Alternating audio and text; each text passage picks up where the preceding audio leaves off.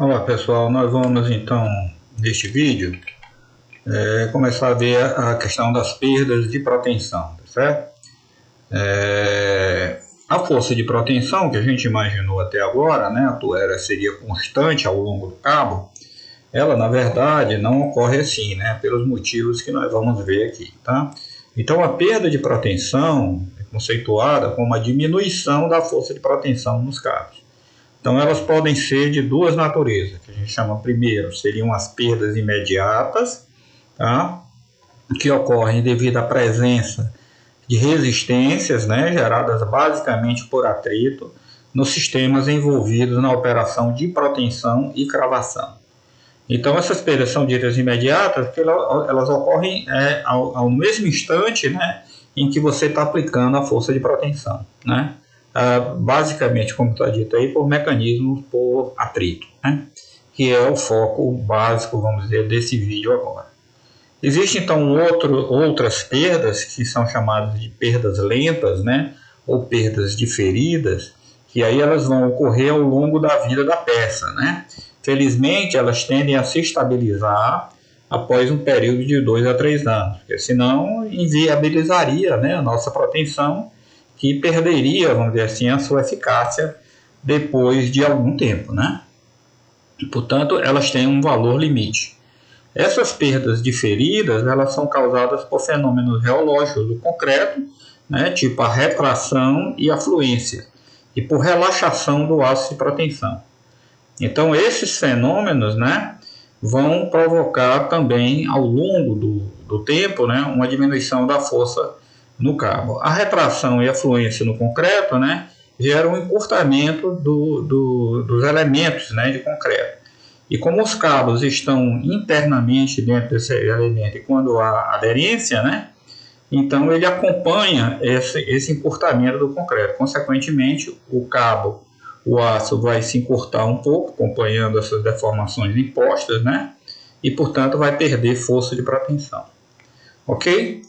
Então nós vamos focar nesse vídeo nas perdas imediatas, tá? E nós vamos ver então que a força de protensão em um cabo ela vai ficar dependente, né, da seção considerada e da idade ou maturidade do concreto.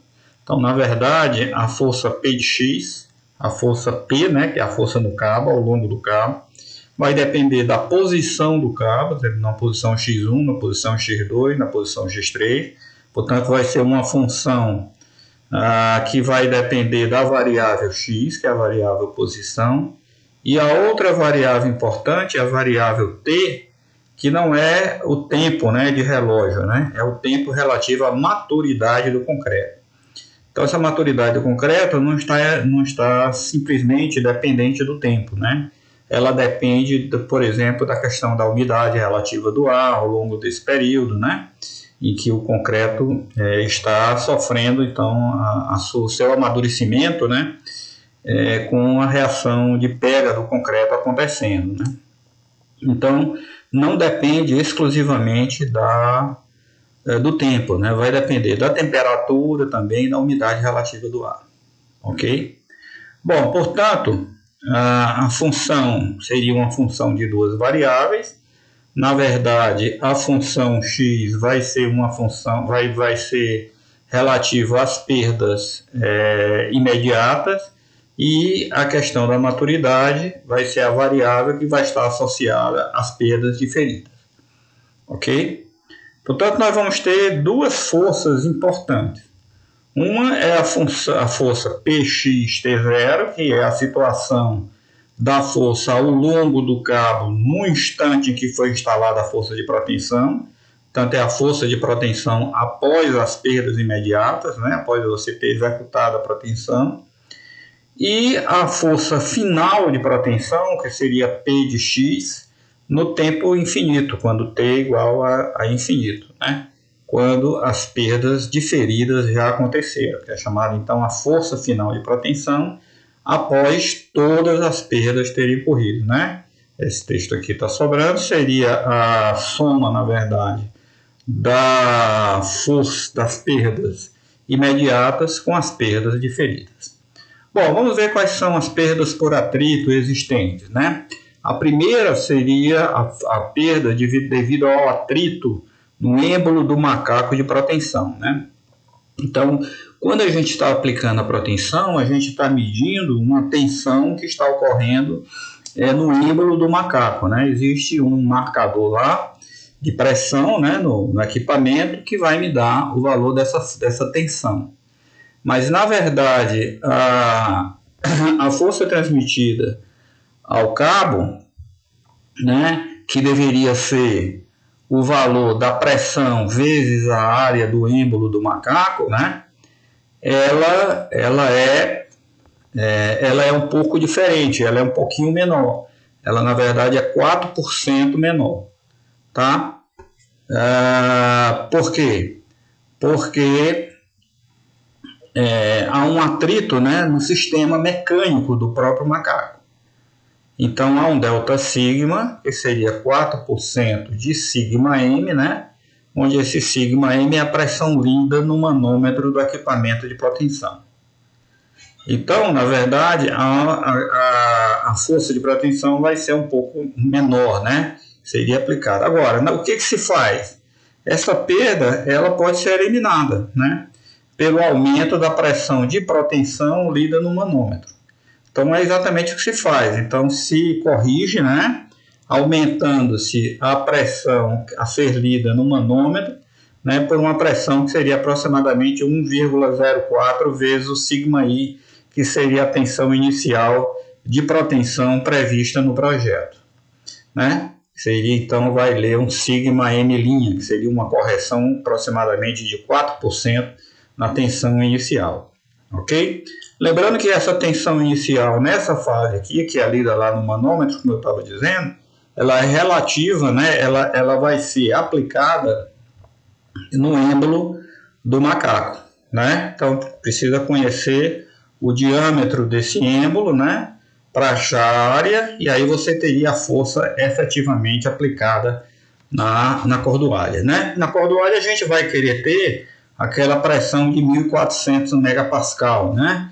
Mais ou menos, né? Que seria os 14.000 kg por centímetro quadrado,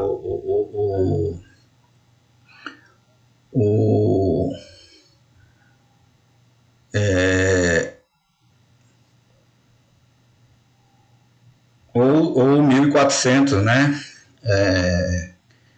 O 1.400 megapascal, né? Seria a tensão inicial, tá certo? Que daria exatamente os 14.000 kg por centímetro quadrado de pressão. Isso seria na cordoalha, né? Então você teria que pegar a força que vai para a cordoalha, se for, por exemplo, uma cordoalha de 12,7 milímetros, seria uma força de 140 toneladas, né? Ou de 1.400 kN. E aí você pegaria essa força e dividiria pela área do êmbolo do macaco e teria a pressão que você deveria ler no equipamento, né? No próprio macaco. E esse valor você ainda multiplica por 1,04, uma vez que você vai ter 4% de perda. Tá certo? Então, essa perda a gente tem que tomar conhecimento que ela existe, né?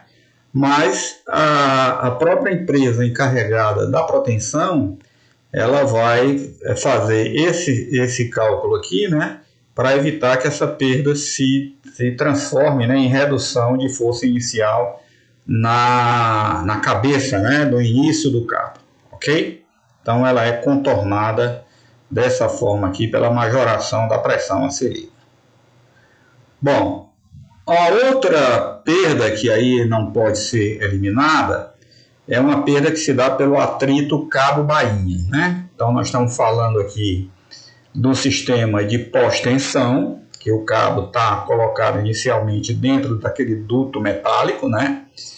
E eu vou fazer a operação de protensão, né? Então o que é que acontece? Na hora que eu for puxar o cabo, esse cabo vai colar, né, na bainha. Se a concavidade do cabo estiver voltada para cima nesse trecho, ela vai colar na face superior da bainha. E se a concavidade estiver voltada para baixo, né, curvatura do cabo, ele vai colar na face inferior dessa bainha, né? De forma que ao puxar, vai haver um atrito, né? O cabo vai ficar, as cordoalhas vão ficar roçando, né? Então vai ter o atrito existente, né? Entre o cabo, que é o aço, né? Da cordoalha, com o aço da baía. É isso que está dito aqui, ó. Esse atrito, essa perda, né?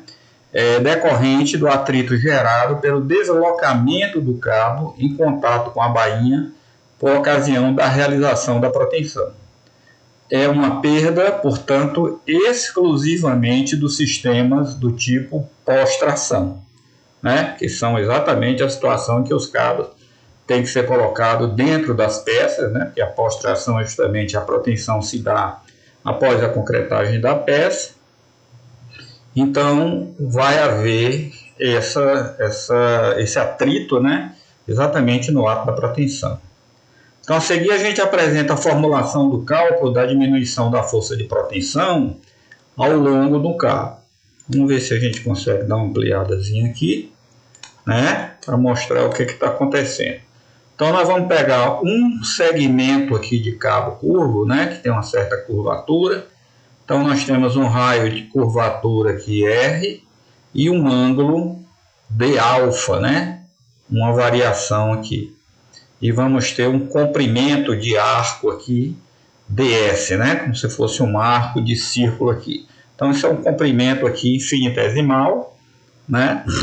Para a gente avaliar qual seria a diminuição de força de proteção que acontece devido ao atrito. Então vamos lá, nós estamos então numa posição XI, essa posição aqui seria XI mais dx, né? Por exemplo, né? Então, o que é que vai acontecer?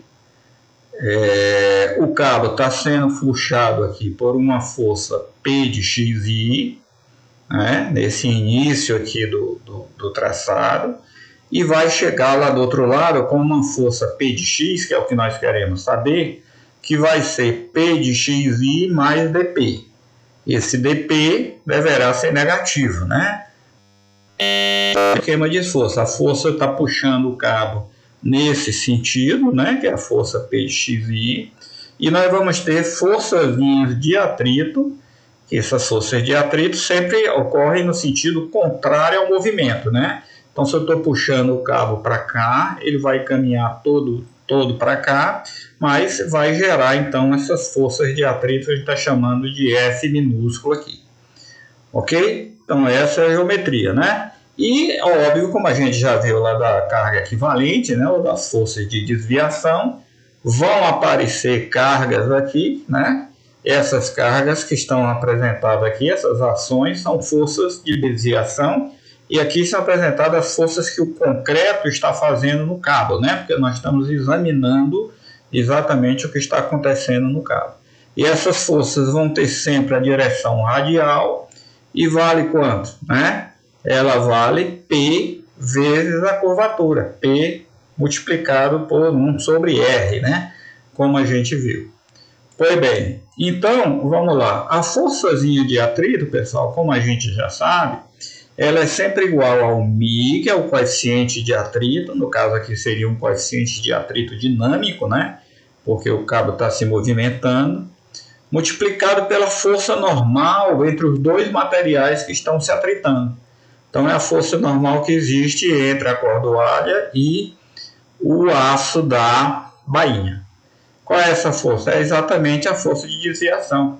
Então vai ser P de x sobre R, né?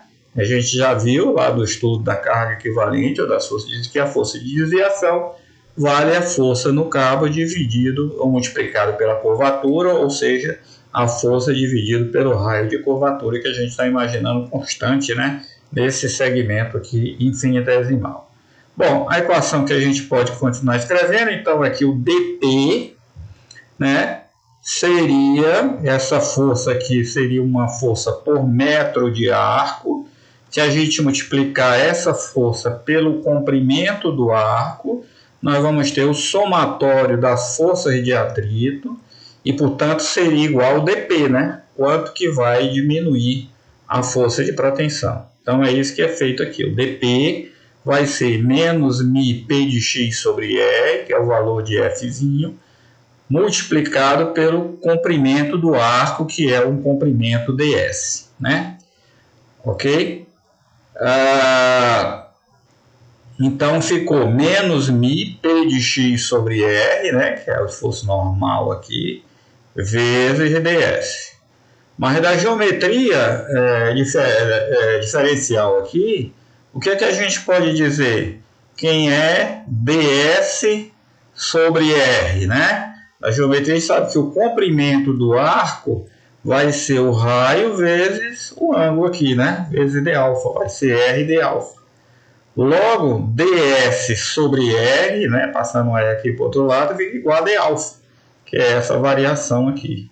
Portanto, nós podemos escrever que o dp vai ser igual a menos μ p de x e o ds sobre r é igual a d alfa. Então, com isso agora a gente associou, né, o valor da diminuição da força de propensão devido ao atrito, né, a força de propensão, coeficiente de atrito e a variação do ângulo no trecho, né? Quanto que a gente andou em termos de ângulo, né? Seria a diferença entre a tangente nesse ponto e a tangente nesse outro ponto, né? A gente teria aqui externamente um ângulo de alfa, né? Que é o que está anotado aqui. Tá certo? Então, conseguimos montar uma correlação em que nos dá o dp como sendo uma correlação entre a diminuição da força de propensão e a variação do ângulo, né? Do traçado entre os dois pontos considerados do traçado do nosso cabo. Daqui, pessoal, a gente pode fazer escrever uma outra equação interessante, passando esse P de x para o outro lado da equação. Então, a gente fica com dP sobre P de x, tá? Menos μ de alfa, né? Fica só menos μ de alfa sobre o do outro lado. E agora, se a gente integrar desse lado e desse lado, né? O que é que nós vamos ter? Do lado de cá, nós vamos ter a integral de dp sobre p de x, que é a integral, né, de dx sobre x, a gente sabe que é logaritmo neperiano de x. Se eu tenho dp sobre p de x, a integral disso vai ser logaritmo neperiano de p de x. Não é isso?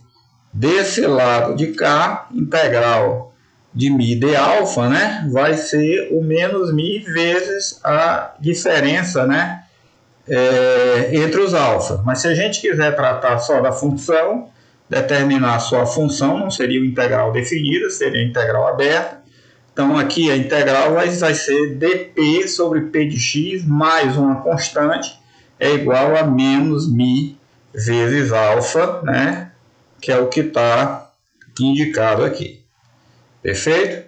Então, integrando ali, né, de forma não definida, né, integral aberta, nós vamos ficar com logaritmo neperiano de p de x mais uma constante igual a menos μ vezes alfa, que é a integral de menos μ de alfa.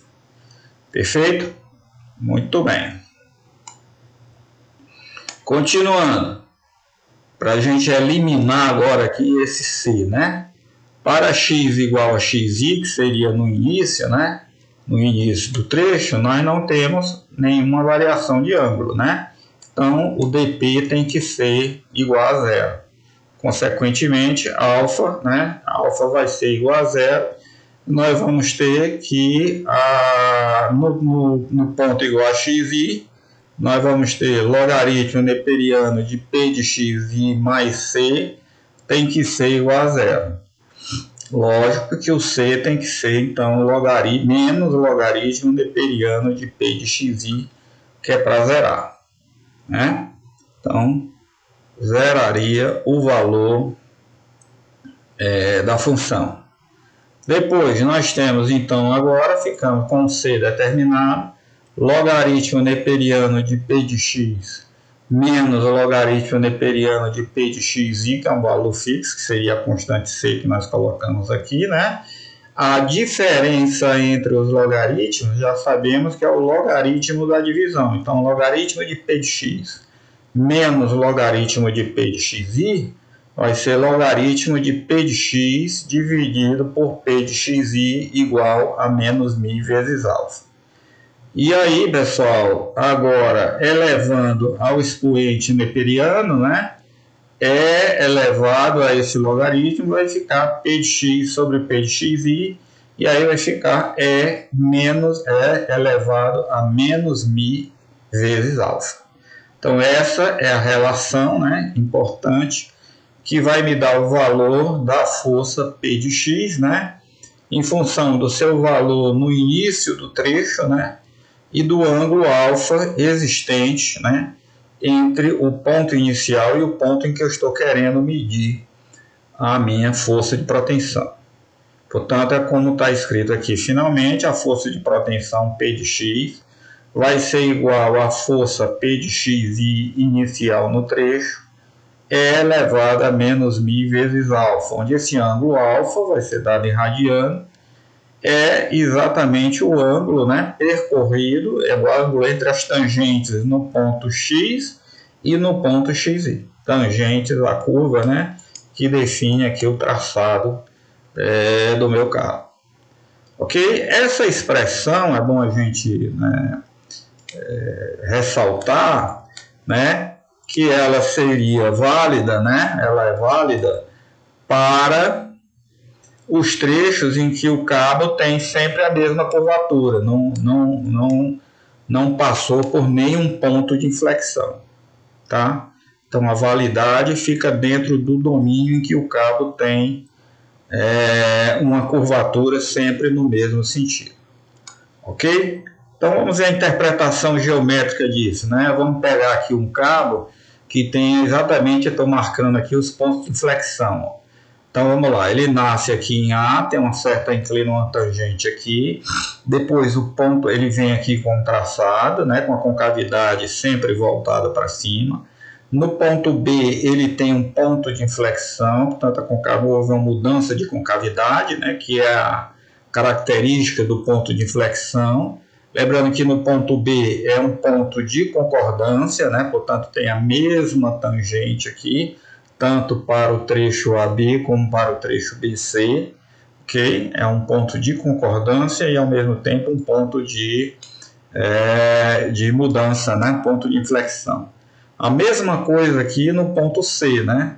Então BC tem concavidade voltada para baixo e CD tem concavidade agora voltada para cima. Então aqui é um ponto de inflexão, você tem tangente única, tanto para esse segmento BC como para o segmento CD, tá? E aí, se a gente quiser saber, por exemplo, a gente conhece quem é a força no ponto A, então esse ponto A ele tem ordenada, né? Ele tem x1, abscissa x1, x2, x3 e x4, né? Então, ponto A tem abscissa x1, né? B, x2, C, x3, seria a projeção dele no sistema cartesiano. Aqui. Vamos lá. Então, o P de x1, que é conhecido, né, que seria, portanto, a força em A. Imaginar que esse valor da força em A seja conhecido. Quanto vai ser a força em B, que seria o P de x2, né? Então, por essa expressão aqui, né, ele vai ser igual ao P no início do trecho, elevado a menos μ vezes alfa, onde alfa é o ângulo entre os dois pontos. Portanto, vai ser o ângulo entre as tangentes que passam em A em B. Seria esse ângulo alfa 1 aqui, que é esse mesmo ângulo aqui, né? Se a gente pegar aqui perpendicular à tangente, que seria, portanto, aqui os raios de curvatura, na direção dos raios de curvatura nesses pontos, né? Nós temos o ângulo alfa 1, tá? Beleza? Então, P de x2 vai ser igual a P de x1 elevado a menos μ alfa 1. Quem seria agora, pessoal, o valor... Então, portanto, isso aqui é o P de x2, né?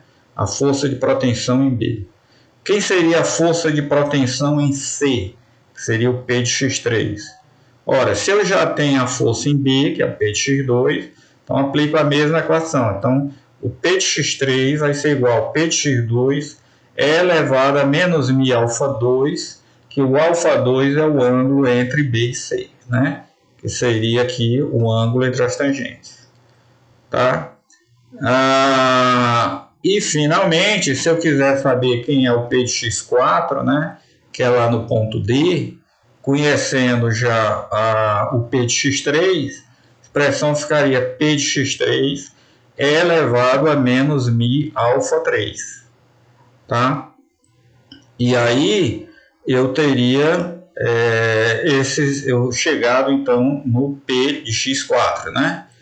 Por outro lado, eu posso chegar ao P de x4 também partindo lá do x1, tá? Seria o P de x1 é elevado a menos μ somatório de alfa 1 mais alfa 2 mais alfa 3. Tá? Seria a soma, então, de todos os ângulos, né? Porque eu posso escrever que esse valor aqui, né, multiplicado pelo E elevado, então, somando aqui todas essas perdas, eu vou ter o menos μ elevado ao somatório de alfa 1 mais alfa 2 mais alfa 3, e assim sucessivamente, né, se eu tivesse vários pontos, tá? Agora, é claro que se eu quiser agora pegar um ponto intermediário aqui, pessoal, como que eu faria, né? Então, eu teria que... Vamos tentar aqui escrever aqui, né? Eu teria que pegar aqui um raio.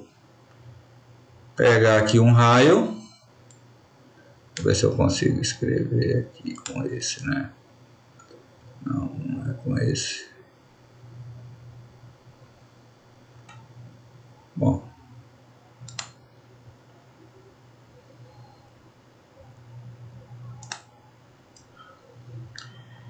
Isso. Aqui nós teríamos, ó, um ponto aqui intermediário, né? Que não seria nem A nem B.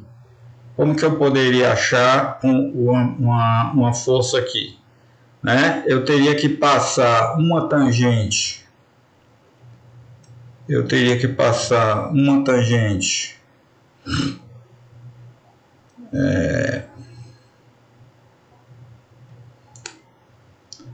Nesse ponto.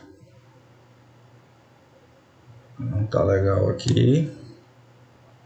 Vamos dizer aqui assim, ó, pronto. Ó, uma tangente nesse ponto em questão. E aí eu teria agora esse ângulo aqui, né? Tá? Esse ângulo aqui é que seria o ângulo alfa. E eu teria P de x, né? No caso aqui numa posição qualquer, vai ser P de x1 elevado a menos μ vezes esse ângulo alfa aqui. Certo?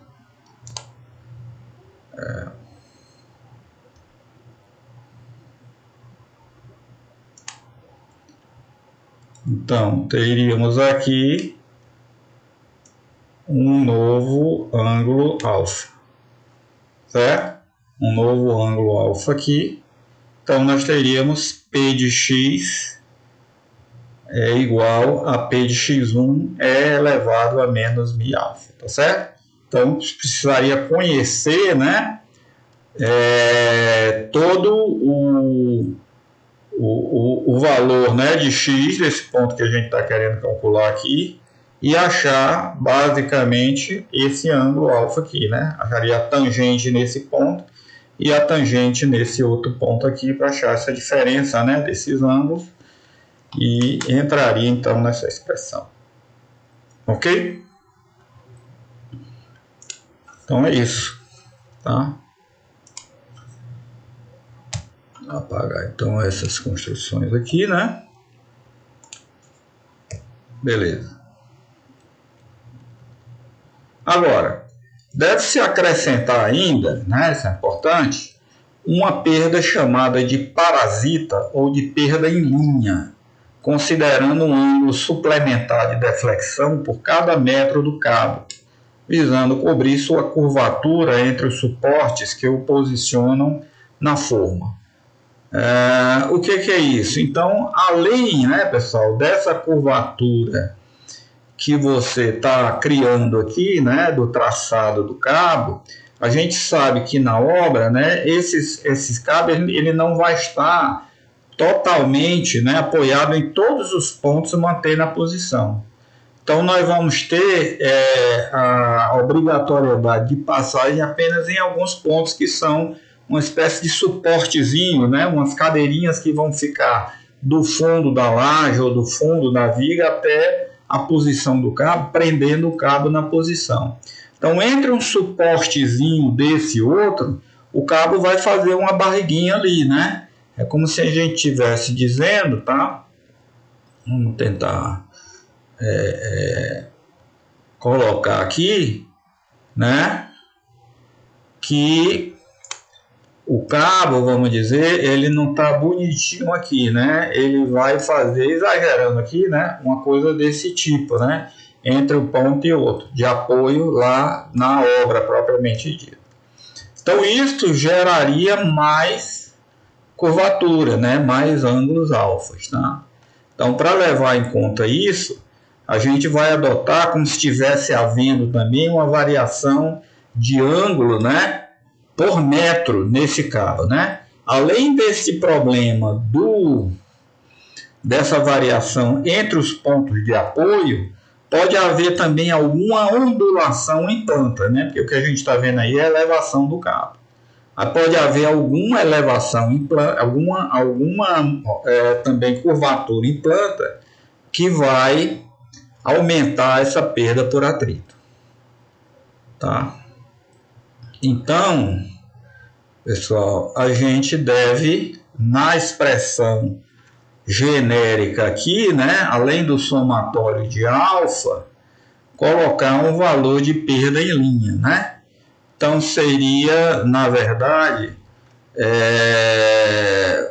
poderíamos ter um valor de alfa nessa expressão aqui, tá? Somado mais um K vezes um ΔX, tá? Seria uma perda por metro, ok? Então a expressão seria menos μ somatório de alfa mais K vezes ΔX, que seria uma perda em ângulo, né? Por metro, tá? Então ΔX seria o comprimento, né? A variação horizontal, né? De projeção entre o ponto inicial que eu estou considerando e o ponto onde eu estou querendo medir o valor da força de proteção. Então teria o ΔX que aparece aqui, seria o X menos o XI. Tá? É interessante que, da forma como essa expressão está escrita aqui, tá? Esse K vezes ΔX, na verdade, não é um ângulo, né? Porque você vê que ele está se somando ao μ vezes o somatório de alfa, tá? Então, se você pegar o K e dividir pelo μ, essa expressão ficaria μ que multiplica, agora abre um parênteses aqui, somatório de alfa mais K sobre μ vezes ΔX. Aí o K sobre μ vezes ΔX é que teria a unidade de radiano, tá? Então, na literatura, a gente vai encontrar essa expressão escrita dessa forma aqui, tá? Ou, né? Como tá aqui, tá? Ou então, vamos ver se a gente consegue mais uma vez escrever aqui. Ou então, nós teríamos no denominador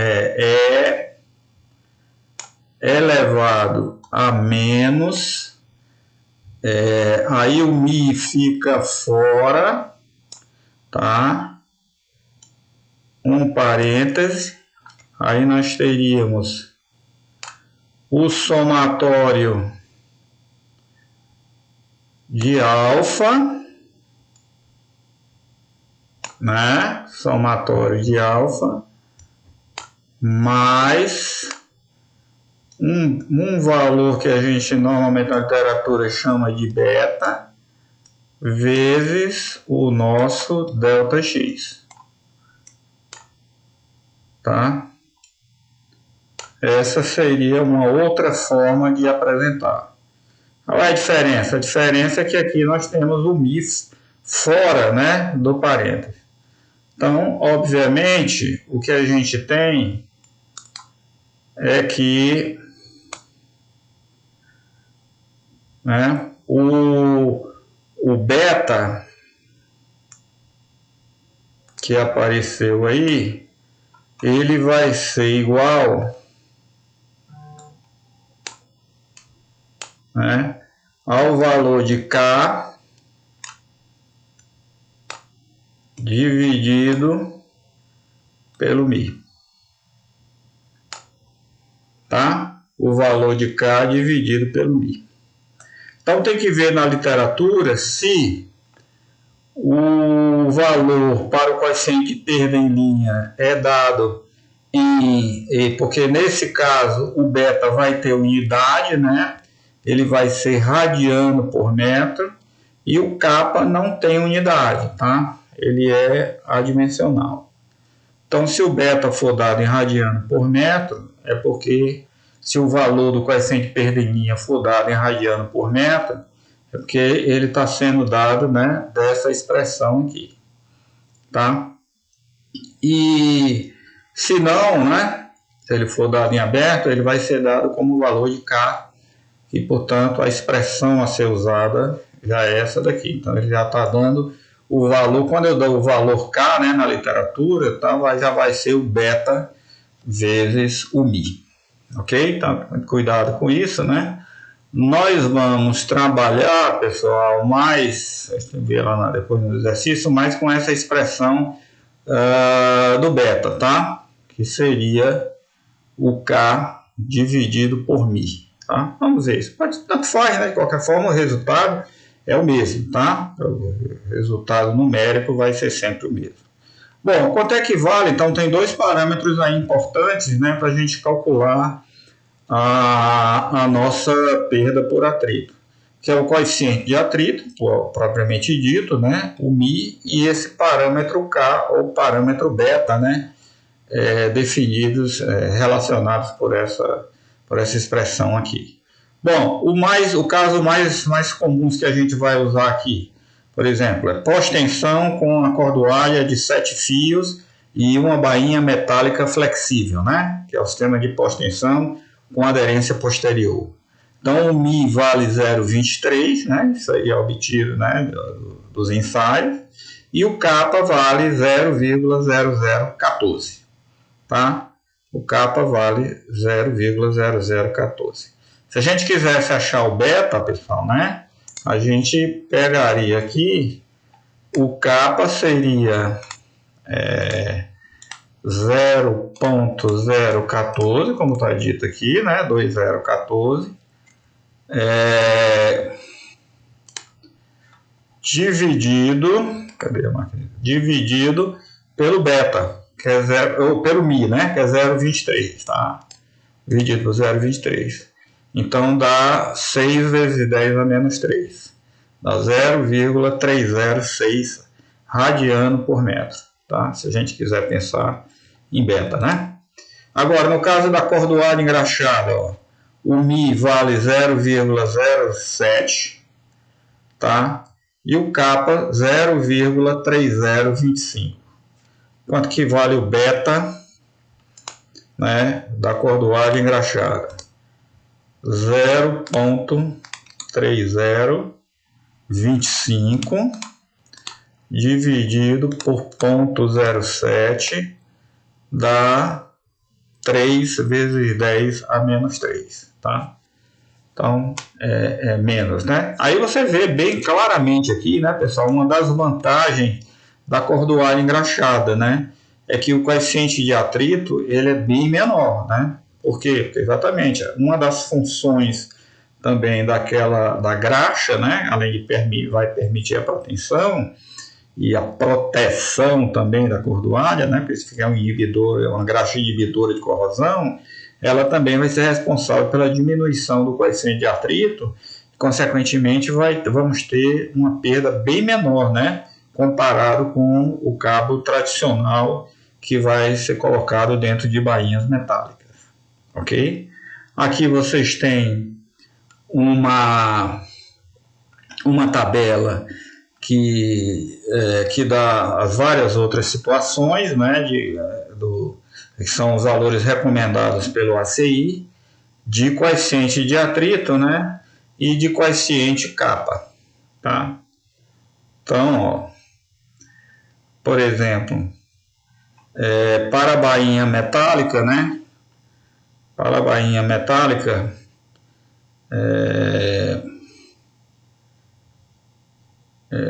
aqui a cordoalha engraxada, né, unbonded, né, pre-greased tendon, que é engraxado, ele dá o valor de kappa e o valor de Mi.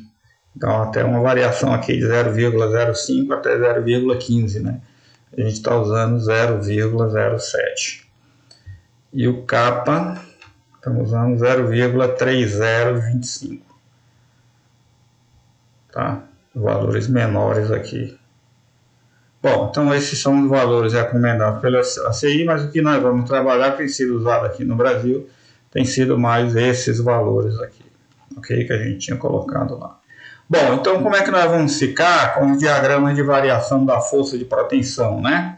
Então, o valor de variação da força de proteção seria calcular, então, a força de proteção em cada ponto, usando aquela expressão aqui da perda, né?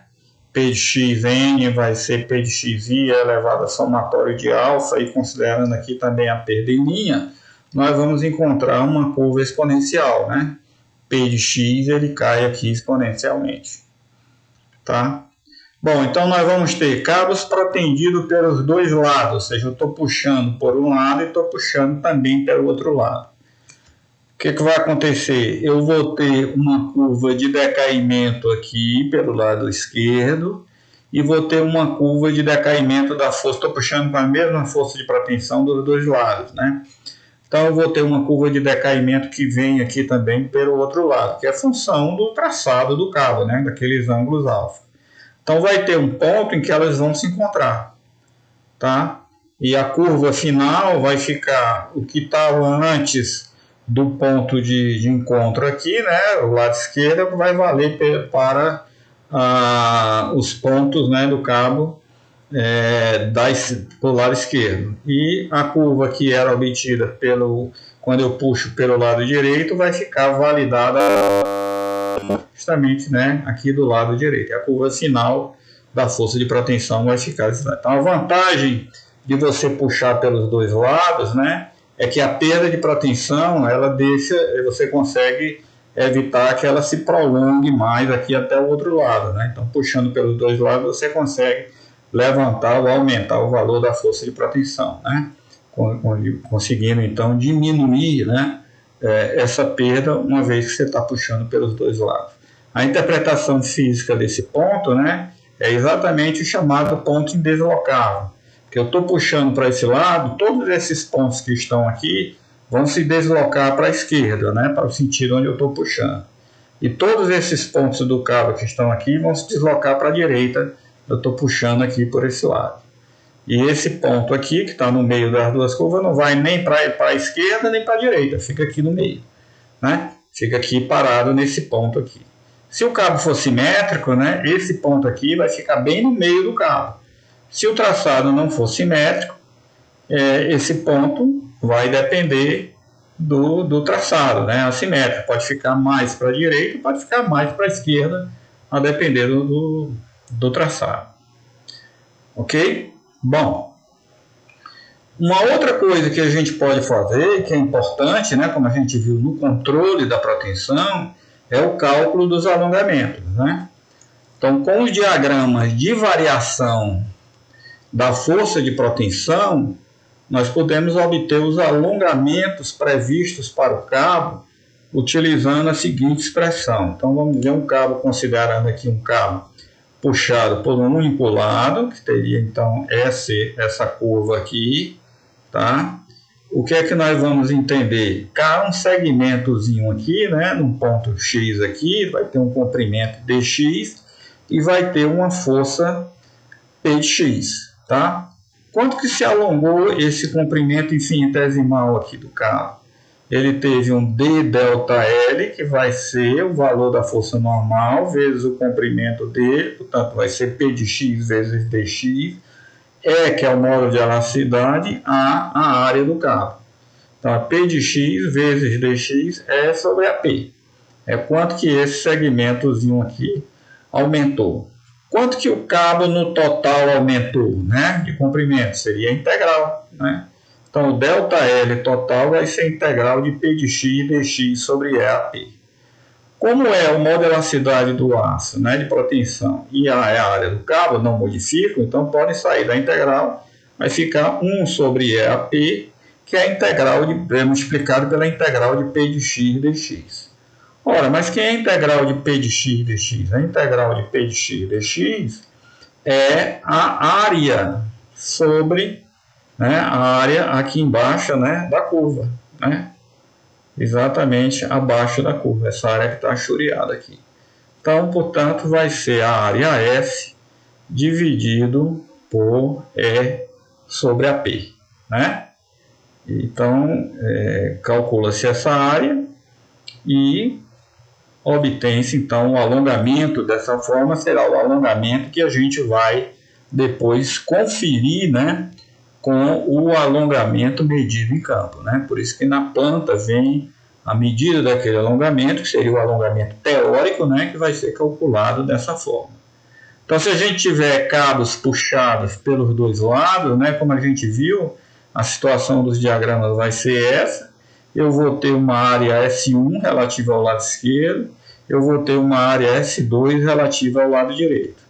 Então, nesse cabo que está puxado pelos dois lados, a gente vai ter o alongamento que daria nessa extremidade aqui do lado esquerdo, que seria S1 sobre EAP, e o alongamento, né, que daria para a ponta, a extremidade aqui do lado direito, que seria S2 sobre EAP. Ok? Bom, e para finalizar, pessoal, completando então essas perdas, nós vamos falar um pouco sobre a acomodação da ancoragem. Então, até aqui, né, esses são os alongamentos que a gente chama antes da cravação, né? Então, lembrado que o macaco puxa, né, com aquela força, até o valor daquela força, daquela pressão estabelecida. Esses alongamentos são medidos, né? E depois o próprio macaco vai cravar aqueles elementos, né, que seriam aqueles elementos troncocônicos, né, que são as clavetes, que vão prender as cordoalhas para evitar que quando o macaco sair, elas percam aquele alongamento. Mas, na verdade, vai haver uma perdazinha, né, que a gente chama de acomodação da ancoragem. Quer dizer, aquele dispositivo, aquele tronco cônico, né, que a gente viu lá para prender a cordoalha nas extremidades, na placa de ancoragem, né, ele sofre uma acomodação, tá? Exatamente para morder mais a cordoalha, ele vai perder um alongamento na extremidade, que é um valor mais ou menos fixo, né, do sistema mecânico que é utilizado ali, que é uma perda da ordem de 6 milímetros. É isso que vai ser comentado aqui, ó. A acomodação da ancoragem consiste num deslocamento de valor delta no sentido do interior da peça. O cabo vai voltar um pouquinho, por isso que está aí no sentido agora do interior da peça, né? Sofrido pela extremidade do cabo junto às ancoragens ativas. Esse deslocamento ocorre imediatamente após a cravação e se deve à acomodação do sistema de cunhas, né, troncocônicas, aquelas clavetes, que são responsáveis pela transferência da força de cada cordoalha para o tambor e placa de ancoragem. Então, aquele sistema mecânico de ancoragem, ele sofre essa acomodação, né, até ele funcionar plenamente. Então, o que acontece? Mais uma vez agora, entram em jogo as forças de atrito, cabo bainha, só que neste caso com direção contrária, que agora a cordoalha está voltando para dentro da peça, né? A força de atrito ela é sempre contrária à direção do movimento do cabo. Então, as forças de atrito vão impedir, de certa forma, a propagação da perda de cravação por todo o cabo. Vai ficar restrito numa área, né, ou numa região, ou no comprimento do cabo, né, a partir do ponto onde foi feita a cravação.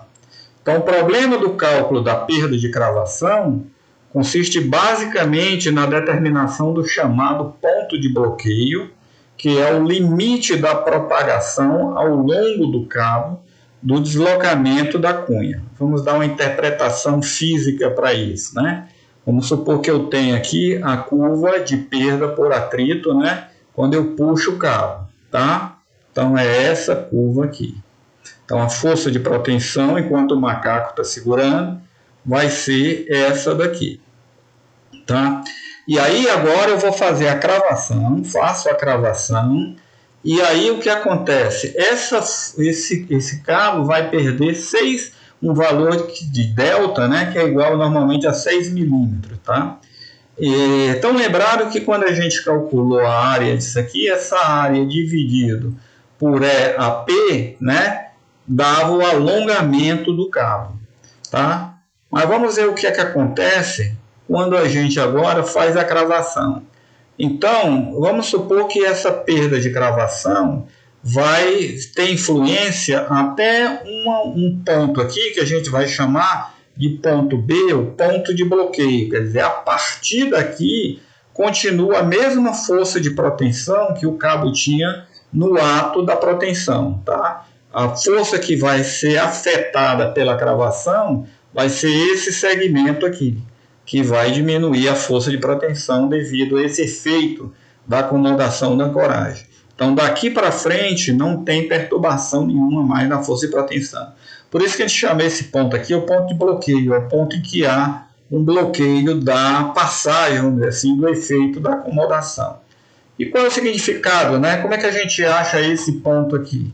Muito simples, a gente tem que achar um ponto, supondo que esse aqui seja o ponto de bloqueio, qual vai ser a curva, né, que vai me dar força no cabo após a cravação, né, após o efeito da cravação. Como a curva no cabo continua lá com o mesmo traçado, então a curva de perda, como o cabo agora está andando no sentido contrário, é natural que essa curva aqui, pessoal, seja o rebatimento, né, o espelhamento dessa mesma curva aqui, tá, em torno desse eixo aqui que horizontal que passa pelo ponto de bloqueio. Então você pegou o ponto de bloqueio, passa uma reta horizontal, então você sabe que há o espelhamento dessa curva até o ponto de bloqueio, que seria essa curva aqui, é a nova curva que me dá força de proteção ao longo desse trecho aqui. Por que acontece isso? Porque as forças de coeficiente de atrito é o mesmo, né? Aquele capa é o mesmo e o cabo está com a mesma curvatura nesse sentido aqui. Então, agora o que está acontecendo é que é o inverso, né? Aqui a força diminui a força de proteção, né? Nesse sentido, e aqui ele está aumentando a força de proteção para dentro da viga, né? Porque nesse primeiro caso o cabo está caminhando para fora da viga, que é a proteção, e nesse caso aqui o cabo está caminhando para dentro da viga, que é a acomodação da ancoragem. E como é que eu sei que isso aqui é o verdadeiro ponto de bloqueio? A gente calcula essa área aqui. Ora, quem é essa área? Essa área é a que vai ser subtraída da área maior, né? Da área total. Então essa área aqui deixou de existir, porque a nova área agora vai ser essa curva com essa curva. Então a nova área que me daria o alongamento final do cabo após a cravação vai ser essa daqui. Então quanto que ele perdeu de alongamento? Ele perdeu essa área aqui, dividido pelo nó de elasticidade, dividido pelo AP, né? Que a gente sabe isso dá alongamento. Então ele perdeu essa área, significa que ele perdeu delta, né? Vai fazer igual a delta, que é o que o meu sistema de ancoragem vai perder. Então esse valor de delta é conhecido, né? Então eu tenho que ir por tentativas, né, arbitrando aqui pontos de bloqueio até que essa igualdade seja satisfeita. Então eu sei que o S que eu estou procurando aqui tem que ser igual ao delta, que é conhecido do sistema mecânico, o nó de elasticidade do aço e a área do cabo. Então tem o valor de S que eu estou querendo. Então eu vou andando aqui com o meu ponto de bloqueio. Para cada ponto de bloqueio eu passo a horizontal e faço o rebatimento, de forma que essa área tem que dar igual a esse valor que é conhecido. Então, quando eu encontro essa igualdade, eu encontro o ponto de bloqueio, consequentemente também encontro a curva final de força de proteção, né? Considerando as perdas, tá? As perdas finais por atrito, né? Inicial e pela acomodação de ancoragem. Então, exatamente o que está dito aqui, ó. Pesquisa do ponto de bloqueio leva ao valor de área S, que é delta AP, é normalmente executada por algoritmo numérico do tipo bissecação, né? Vai procurando até chegar a essa igual que essa igualdade aqui seja satisfeita, tá? Então pode ser, por exemplo, nos cabos curvos, né? Puxado por apenas um lado, é possível até que o ponto de bloqueio não se encontre, né? Ao longo do cabo, e aí você chega até a outra extremidade e aí vai descendo, né? Vai considerando aqui o ponto de bloqueio e vai caminhando com o ponto de bloqueio agora aqui na vertical para ir aumentando essa área se for necessário. Esse é o caso do cabo curvo, curto, né? Puxado por um lado. Os cabos longos puxados por um lado vai dar esse tipo de curva, né? Os cabos curtos puxados pelos dois lados poderia dar esse tipo também de situação em que eu chego até o ponto de bloqueio, né? O ponto de bloqueio vai coincidir com o ponto indeslocável, né? Que é o ponto onde as duas curvas se encontram aqui. Então, são situações assim extremas, né? Na maioria dos casos, né? Você vai ter pontos de bloqueio antes de chegar ao final do cabo, né? Sobretudo nas pós-tensões, com bainha metálica que tem um coeficiente de atrito elevado, tá? Bom, ainda só complementando aqui, ó, de forma simplificada, visando uma aplicação manual, que é quando nós vamos ver como fazer exercício, né? Pode-se obter um diagrama poligonal para a variação da força de proteção. Porque a curva, na verdade, ela é uma curva exponencial, né? Que é aquele E elevado a menos μ somatório de alfa e tal, né? Então seria um exponencial. Mas a gente pode trabalhar, sem muito erro, pegando os valores daquela exponencial em pontos e unindo por retas, né? Tá? E unindo por retas. Portanto, teria um diagrama poligonal. Vai facilitar bastante as contas, né? Portanto, que são os vértices, né? E esses pontos notáveis seriam os vértices, os pontos de inflexão dos cabos. Bom, aqui nós teríamos então o traçado e os pontos de inflexão, as tentativas, né, do ponto de bloqueio. Você faz, por exemplo, no primeiro trecho aqui, você encontrou esse S1 e compara se o S1 é igual a delta EP vezes AP. Se não foi, significa que o ponto de bloqueio não está nesse intervalo, ou seja, não está de 0 a x1. Depois você faz uma segunda tentativa, né? Será que o ponto de bloqueio estaria aqui no S2, no X2, por exemplo? Aí passaria aqui uma reta, né? Sempre espelhamento, né? Dessa curva aqui, e aí encontraria uma área que seria já maior do que delta P vezes AP. Aí com isso você descobre que o ponto estaria num valor intermediário aqui entre P1 e P2, entre X1 e X2. E aí você pode procurar, né? Pode escrever, vamos ver, uma equação em função de X, para determinar que a soma de S1 mais S2 mais S3 seja igual a delta EP vezes AP. E com isso achar quem seria efetivamente a posição do ponto de bloqueio. Então, confirmada essa posição, a curva final, né, de força no cabo seria essa que eu estou assinalando aqui, né, nesse trecho aqui. Tá certo? Por exemplo, se eu tenho... quero saber quem é a posição do ponto de bloqueio, né? E se eu tenho que atender no primeiro trecho, por exemplo, aqui, né? se ela está no primeiro trecho, a equação seria bem simples, né? Porque essa área do triângulo seria perfeitamente definida aqui em função, né? Eu tenho um primeiro trecho que eu tenho PI e P1, né? Aqui a força inicial e aqui é P1. Então eu posso escrever que a equação, eu posso deduzir, né, que a equação do ponto de bloqueio aqui vai ser raiz quadrada de delta AP é P delta X sobre delta P. Vocês podem até deduzir, tá? Essa expressão aqui, seria um exercício interessante, né? Mas é muito simples, é só escrever essa área desse triângulo, né, em função de XB e igualá-la, né, essa área ao valor delta EP vezes AP, tá?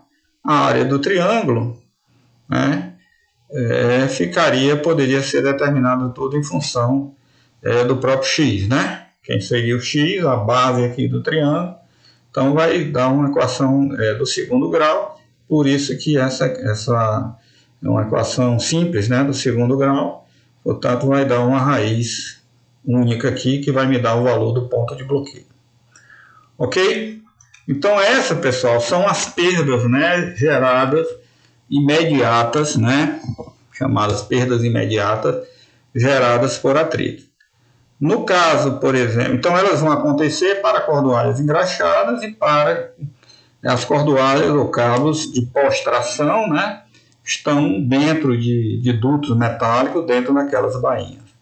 No caso da proteção de elementos pré-moldados, né, que seria pré-tração, essa perda não existe, né?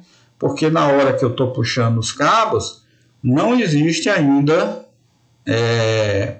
não existe bainha, né? Não existe nada. A pré-tração, o cabo é tracionado antes até que a peça seja comprimida. Portanto, essa perda que a gente acabou de ver é específica, né, do sistema de pré-tração, perdão, de pós-tração, né, o cordoalho engraxada ou cordoalha aderente.